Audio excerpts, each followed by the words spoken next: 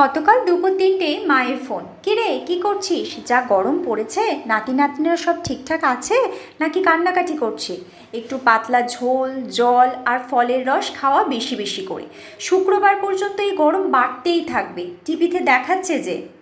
তারপর মা মেয়ের কথোপকথন, এ বাড়ি ও বাড়ি রান্না খাওয়ার ইতিবৃত্তান্তে জানলাম মা উচ্ছে দিয়ে লাউ ডাল বানিয়েছে। ব্যাস তখনই মনে মনে ক্যালকুলেট করে নিয়েছি আজ ফ্রিজে থাকা ওই অর্ধেক লাউ আর দুটো করলা আছে, ওগুলো সদ্গতির উপায়।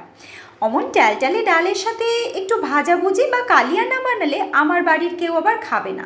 তবে কালিয়া না বানিয়ে আমি বানিয়েছি আলু টমেটো দিয়ে কাতলা মাছের ঝাল। কিন্তু ঝাল খুব একটা হয়নি, ওই কাশ্মীরি রেড চিলির কামাল আর কি, একটু হালকা করেই বানিয়েছি। তারপর আগে থেকে তরমুজ কেটে আমি ফ্রিজে রেখে দিয়েছিলাম 2 টিফিন বক্স করে, সেটাই সার্ভ করে দিলাম। ভাত খেয়ে উঠে গপাগপ করে সবাই মিলে খেয়ে